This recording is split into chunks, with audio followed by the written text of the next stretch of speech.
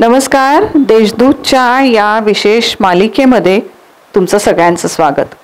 वर्धापन दिनानिमित्त आपण शिक्षणोत्सव ही मालिका करतोय आणि शिक्षणाचे विविध पैलू आपण समजून घेतोय. निमित्त अर्थात आहे देशदूतचा 54वा वर्धापन दिन आणि त्या वर्धापन दिनाच्या तुम्हाला सगळ्यांना शुभेच्छा. शिक्षण आपण म्हटलं तर आपला मुख्य जो विचार जातो तो शालेय शिक्षण, मग तुमचं कॉलेजचं शिक्षण आणि मग पोस्ट ग्रॅज्युएशन किंवा विविध कौशल्य आणि आजकाल जे खूप सारं नवीन शिक्षण पद्धती येत आहेत याच्याकडे. पण शिक्षणाकडे बघताना एक असा पैलू आहे की ज्याच्याकडे आपण आवर्जून लक्ष द्यायला पाहिजे आणि तो आहे स्पेशल एज्युकेशनचा. ही जी विशेष मुलं आहेत की जी थोडीशी आपण म्हणूयात मेंटली चॅलेंज्ड आहे, की जी दिव्यांग आहेत त्या संदर्भातनं, तर अशा मुलांना मुख्य प्रवाहात आणण्याचं काम काही संस्था, काही व्यक्ती, काही सायकॉलॉजिस्ट, काही ट्रेनर्स हे करतात आणि यांच्या शिक्षणाकडे सुद्धा आपल्याला स्पेशल एज्युकेशन म्हणून बघण्याची खूप मोठी गरज आहे. असे 2 स्पेशल एज्युकेटर्स आज आपल्याबरोबर आहेत आणि आपण त्यांच्याशी गप्पा मारणार आहोत. माझ्याबरोबर आहेत डॉक्टर उमा बच्छा. या डेव्हलपमेंट पेडियाट्रिशियन आहे आणि ऑटिझमवर त्या काम करतात. माइलस्टोन म्हणून त्यांची संस्था आहे. त्या संस्थेच्या मार्फत ते एक केंद्र पण चालवतात आणि मुलांना विविध शाळांमध्ये सामावून घेण्यासाठीचा खूप मोठा प्रयत्न त्यांचा असतो. आणि तसंच आपल्याबरोबर आहेत सुनीता सामंत. या क्लिनिकल सायकॉलॉजिस्ट आहेत आणि स्पेशल एज्युकेटर आहेत. त्यांनी सुद्धा खूप पालकांना, खूप विद्यार्थ्यांना या त्यांच्या मेथडॉलॉजीजमधनं मदत केली आहे की जे मुलं शिक्षण घेऊन पुढे आयुष्यात उभं राहण्याचा प्रयत्न करतात. तुमचं दोघींचंही स्वागत आहे या चर्चेमध्ये. आणि जसं मी म्हटलं की देशदूत हा शिक्षणोत्सव साजरा करतोय आणि तो शिक्षणोत्सव साजरा करताना हा एक पैलू खूप महत्त्वाचा वाटतो की जी विशेष मुलं आहेत त्यांच्यासाठीचा शिक्षणाचा विचार व्हावा. तर डॉक्टर उमा, सुरुवात अशी करूयात की काय गरज आहे या विद्यार्थ्यांच्या शिक्षणाचा विचार करायची, त्यांच्या गरजा कशा आहेत आणि त्या बाबतीने आपलं शिक्षण क्षेत्र समृद्ध आहे का, ते पुरं पडतंय का?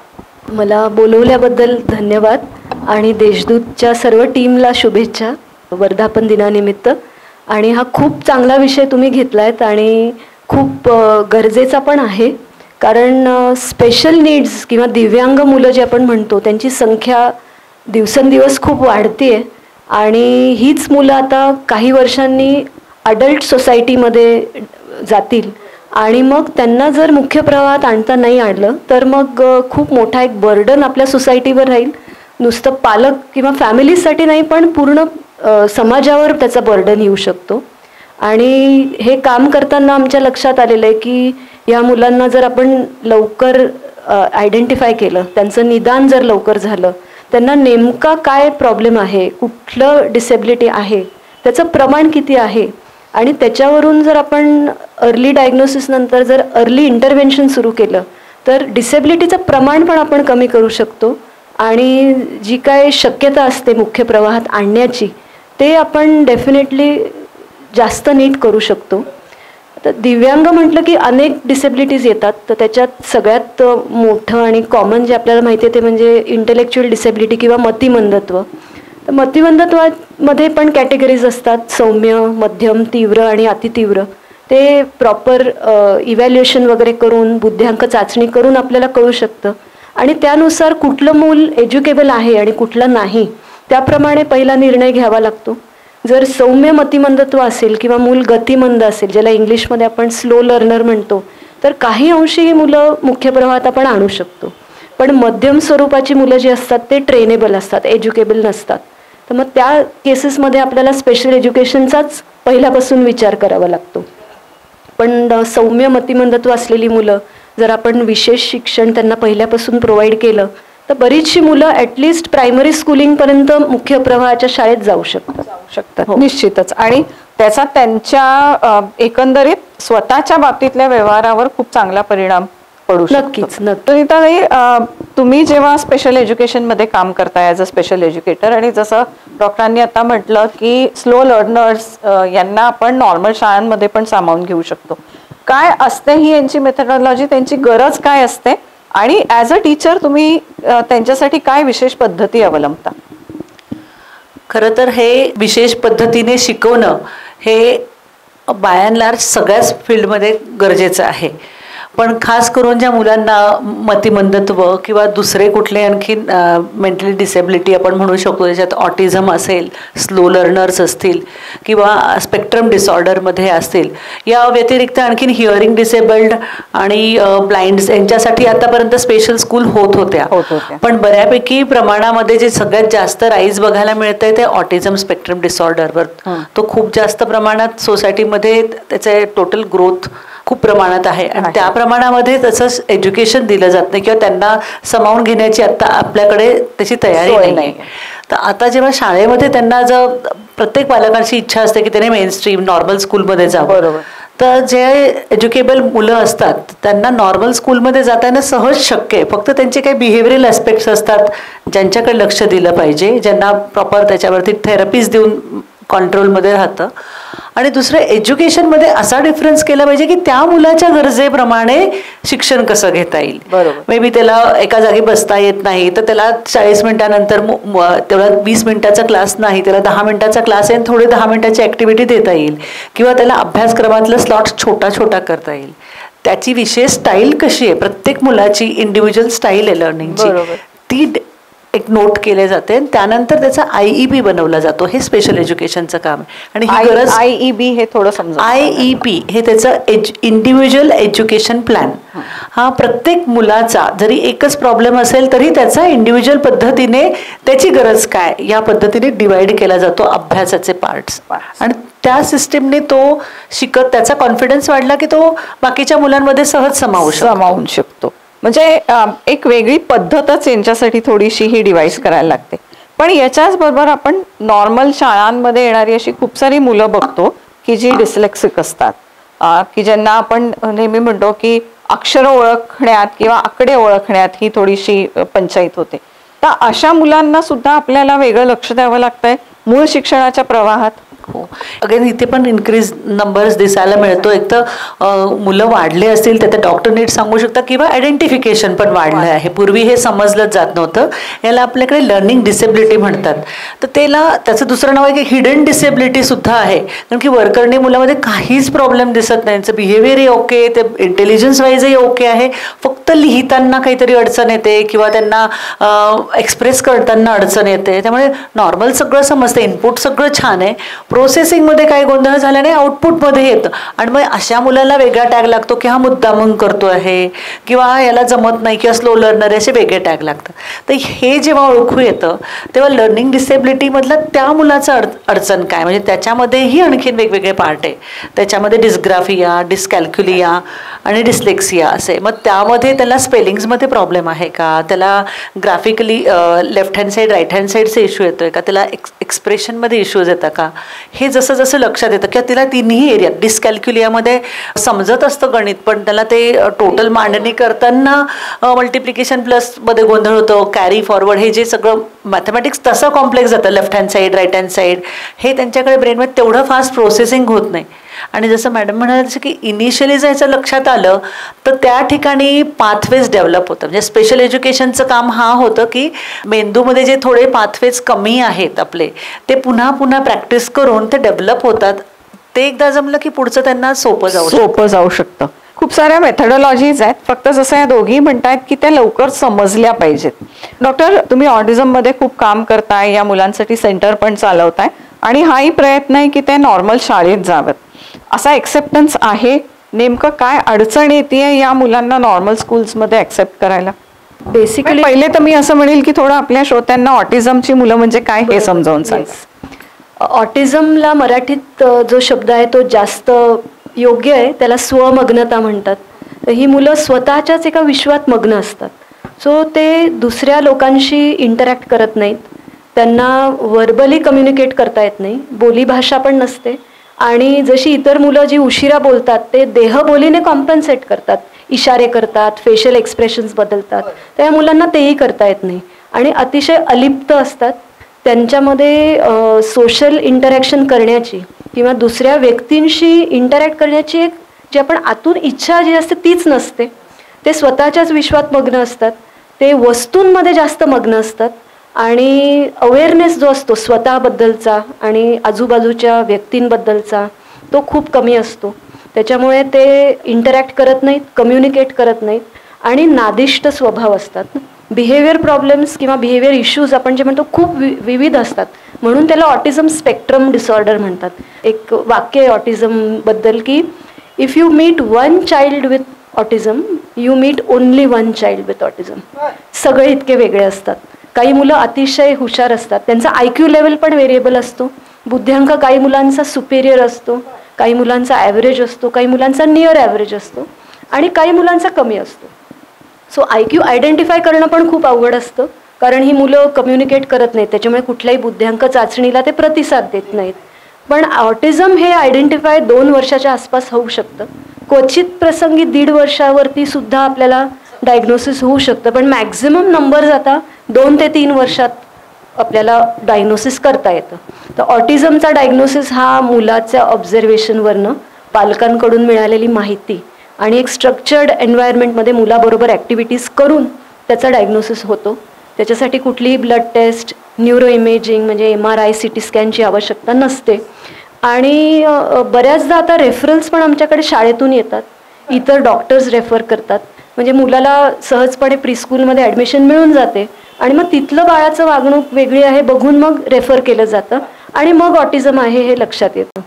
आता ह्या मुलांना मुख्य प्रवाहात आणण्यासाठी सगळ्यात मोठा चॅलेंज हा त्यांचे कम्युनिकेशन स्किल्स वाढवणं आणि त्यांचे बिहेवियर्स हे सोशली अप्रोप्रिएट व्हायला त्याच्यावर जास्त फोकस करावा लागतो.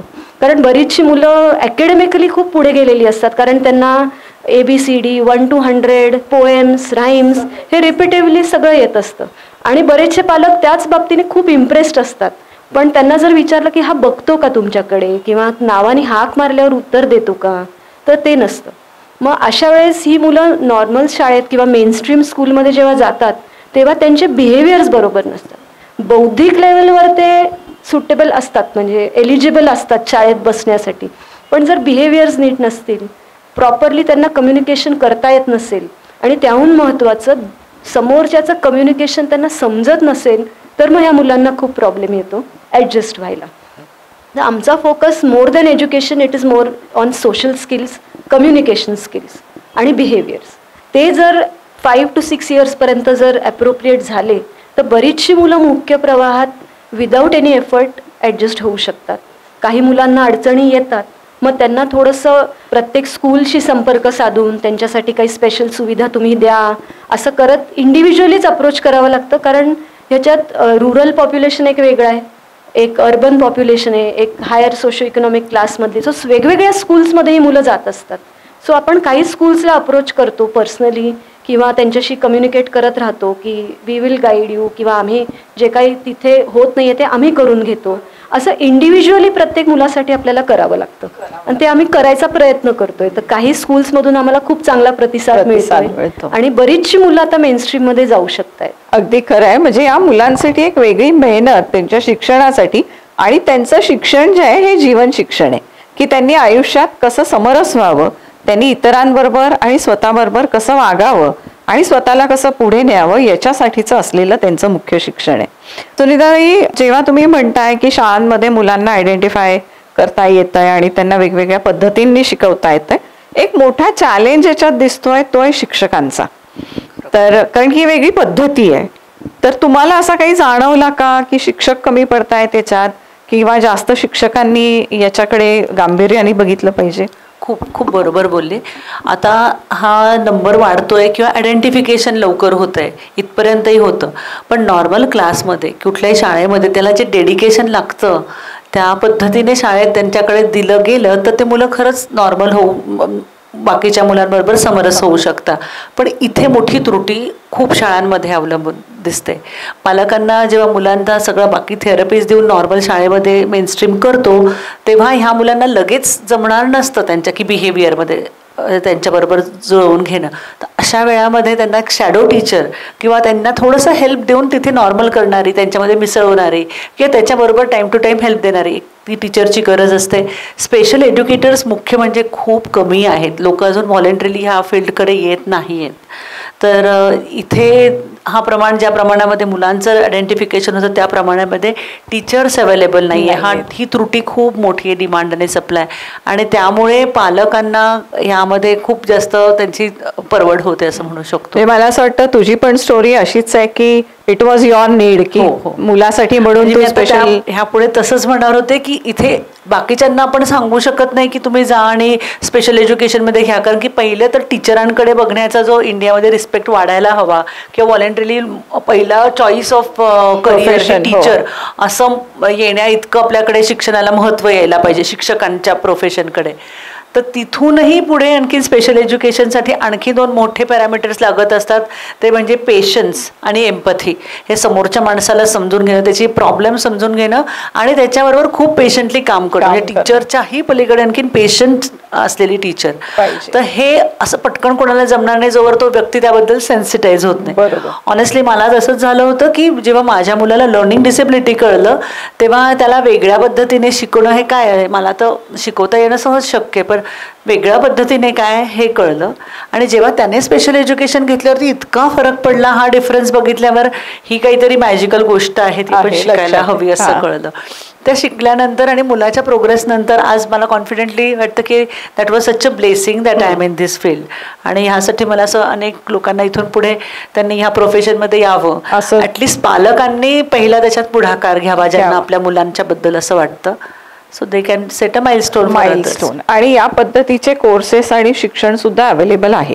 हो, पण त्याचंही शिक्षण अवेलेबल होण्याचे अजून स्ट्रीम्स वाढायला पाहिजे. म्हणजे याच्याकडे थोडंसं शासन स्तरावरनं पण गांभीर्याने ही घेण्याची गोष्ट दिसतीये यांच्या बोलण्यातनं, की याचे कोर्सेस म्हणजे शिक्षक घडवण्याचे कोर्सेस हे सुद्धा खूप मोठ्या प्रमाणात पुढे आले पाहिजेत. आणि शिक्षक सुद्धा म्हणजे लोकांनी व्हॉलेंटरीली हे प्रोफेशन निवडून या पद्धतीचं शिक्षण कौशल्य घेऊन मग मुलांना शिकवायला पुढे आलं पाहिजे. जसं आपण नेहमी म्हणतो की मुळात शिक्षणाचा उद्देशच असा आहे की माणूस चांगला घडावा. माणूस हा खूप साऱ्या कमतरता, खूप साऱ्या उणीवा घेऊन पुढे येत असतो. It is part of being. सगळे प्लस अँड मायनसेस हे प्रत्येक नॉर्मल माणसात किंवा स्पेशल माणसात असतातच. पण या मुलांना घडवताना ॲज अ टीचर घडवताना काही वेगळे चॅलेंज किंवा वेगळं समाधान असं काही वाटतंय? वेगळे चॅलेंज म्हणजे पहिले तर पेशन्स त्यांच्याबरोबर ठेवावा लागतो आणि प्रत्येक इंडिव्हिज्युअलला त्याच्या पद्धतीने त्याची पर्सनॅलिटी ग्रो व्हायला जो अलाउन्स पाहिजे तेवढा देण्याची सुविधा पाहिजे. आपल्याकडे शाळेची मेजर पद्धती कशी आहे की एक टनेल आहे, त्या टनेल थ्रू सगळ्यांनी पास होणं आणि मग त्याच्यातून येणारा आउटपुट. ही जी मेजर आतापर्यंतची एज्युकेशन सिस्टीम आहे तिच्यात आता खूप नवीन न्यू एज्युकेशन सिस्टीममध्ये खूप लिबरल होतं आहे आणि ते होणं खूप आवश्यक आहे. गेल्या खूप वर्षापासून गरज होती ते होणं. त्याचबरोबर प्रत्येक मुलाला आपली आपली इंडिव्हिज्युअल पर्सनॅलिटी, प्रत्येकाचे स्ट्रेंथ, विकनेसेस, आयडियाज ह्या वेगळ्या आहेत, त्या एक्सप्लोअर करायची जी आपली पूर्वपार जे एन्शियंट पद्धतीने रामायण महाभारतात जसं बघितलं की जरी गुरु एक होते तरी त्यांनी 5 पांडवांना वेगळी वेगळी शिक्षण दिलं. तसं प्रत्येक मुलाचे स्ट्रेंथ थेरपीप्रमाणे जर ते एक्सप्लोअर करू दिलं टीचरांनी तर ते इंडिव्हिज्युअल्स खूप छान घडू शकतात. We cannot measure all of them with the same yardstick. ती गरज आहे स्पेशल एज्युकेशनमध्ये आणि नॉर्मल एज्युकेशनमध्ये पण. डॉक्टर, तुम्हाला काय वाटतंय की याच्यामध्ये काय बदल होणं अपेक्षित आहे? ते शासनाकडनं व्हावे, संस्थांनी पुढे यावं, किंवा पालकांनी थोडासा इनिशिएटिव्ह याच्यात घ्यावा? सुरुवात मला वाटतं पालकांनी घ्यावा. पहिली गोष्ट म्हणजे असं काही डायग्नोसिस जेव्हा पालकांना मिळतं तेव्हा खूप डिनायल असतं. एक ती जर्नीच असते, म्हणजे ॲक्सेप्टन्सपर्यंत जाण्याची प्रत्येक पेरेंटची जर्नी असते. आणि त्याच्यात आपल्या स्वतःचे एज्युकेशनल क्वालिफिकेशन्स वगैरे त्याचा काहीच रिलेशन नसतो. आपल्या मुलाला असं काहीतरी आहे म्हटल्यावरच इतके खचतात की ती रॅशनली विचार करण्याची क्षमताच थोडा दिवस किंवा थोडा वेळ ते हरवतात. मग थेरपी करायलाही लागतात, स्पेशल एज्युकेशन घ्यायलाही लागतात, पण तो जो काही एक संयम किंवा पेशन्स आणि पाहिजे तो कुठेतरी डे टू डे लाईफमध्ये त्यांना तो कमी पडायला लागतो. आणि मग ते फ्रस्ट्रेट होऊन इकडे पळ तिकडे पळ, हे शोधू, हा पर्याय बघू, ही औषधं ट्राय करू, ह्याच्यात खूप व्हॅल्युएबल टाईम घालवतात. आणि तो जो पहिल्या 4, 5, 6 वर्षाचा जो न्यूरोप्लास्टिसिटीचं जे वय असतं तेच नेमकं निघून गेलं की मग चॅलेंजेस वाढतात. तर पहिले तर पेरेंट्सनी ॲक्सेप्ट करणं हे, आणि थेरपिस्ट आहेत, डॉक्टर्स आहेत, प्रोफेशनल्स आहेत, पण 24/7 जी मुलं ज्यांच्याबरोबर असतात ते म्हणजे पालक. सो पहिले पालकांचा जो माइंडसेट आहे तो पहिले पॉझिटिव्ह होणं फार गरजेचं आहे. आणि कुठेही या आपल्या मुलाला असा प्रॉब्लेम आहे तर लाज वाटणं किंवा त्याच्याबद्दल डिस्कस न करणं किंवा मदत घ्यायचा प्रयत्न न करणं, हे पहिले तर ते बॅरियर्स पहिले कमी झाले पाहिजेत. एकदा का तुम्ही कुठल्याही प्रोफेशनलला अप्रोच करता, कुठलंही काही तुम्ही थेरपी सुरू करता, तर you need to trust the therapist. आणि थेरपिस्टनी सुद्धा ते ट्रस्टला should be true to that trust आणि ॲज अ टीम काम केलं पाहिजे. आणि when therapist and parents work together, मग approaching schools and approaching the society becomes easier. बरोबर. म्हणजे ही एक स्वतःपासून सुरू झालेली जर्नी आहे की जी मग आपण म्हणू की याच्यात इन्फ्रास्ट्रक्चर आलं पाहिजे, शासन स्तरावर काही पॉलिसीज आल्या पाहिजे. मुळात आजचा हा मुलाखतीचा प्रपंचच एवढ्यासाठी होता की आम्हाला सगळ्यांचं लक्ष ह्या स्पेशल एज्युकेशनकडे वेधायचं होतं. आणि मला वाटतं यांच्या दोघींच्याही मुलाखतींमधनं तुम्हाला लक्षात येतंय की याची खूप मोठी गरज आज समाजात आहे. शासन स्तरावर जे काय आहे ते फारसं पुरेसं आहे असं नाही, त्याच्यामध्ये आणखीन खूप मोठ्या प्रमाणात बदल हे सुद्धा अपेक्षित आहेत. पद्धती वेगळ्या आहेत, मुलं वेगळी आहेत आणि त्याच्यामुळे पद्धती वेगळ्या आहेत. त्या पद्धती वेगळ्या परीने या मुलांच्या शिक्षणात रुजवण्यासाठी, त्यांना मोठं करण्यासाठी, त्यांना पुढे नेण्यासाठी या आवश्यकता आहेत. मग आवश्यकता आहे संस्थांची, आवश्यकता आहे शाळांची, आवश्यकता आहे मानसिकतेची, आवश्यकता आहे साधन समृद्धीची आणि जसं त्या म्हणतायत की आवश्यकता आहे शिक्षकांची. हे सगळं झालं. मुळात पालकांचा रोल तर महत्त्वाचा आहे जो तुम्ही सांगितलात, पण याच्या पलीकडे जाऊन या सगळ्यांचा सुद्धा रोल खूप महत्त्वाचा आहे की जेव्हा आपण या मुलांना सुद्धा माणूस घडण्यामध्ये एक मदत करू शकू. कारण की शेवटी ती सुद्धा मुलंच आहेत, त्यांना सुद्धा हक्क आहे आणि त्यांना सुद्धा त्यांचं आयुष्य घडवायचं आहे. त्यांचा हात धरून बरोबर नेणं हे आपलं कर्तव्य आहे आणि त्याच्यासाठी या स्पेशल एज्युकेशनकडे फोकस असणं आणि त्याच्या उणीवा भरून काढणं हे समाजाचं आणि शासनाचं सुद्धा कर्तव्य आहे असं आम्ही मानतो. या निमित्ताने या विषयाकडे लक्ष वेधलं जाईल आणि म्हणूनच या शिक्षणोत्सवात या स्पेशल एज्युकेशनचा झालेला हा समावेश, यामध्ये तुम्ही दोघींनी खूप समर्पक अशी माहिती दिलीत आणि मला असं वाटतं की याचा निश्चित कुठेतरी विचार होईल अशी आपण अपेक्षा करूयात. तुम्ही दोघींनी वेळ दिलात आणि इथे उपस्थित झालात त्याबद्दल धन्यवाद. धन्यवाद. थँक्यू.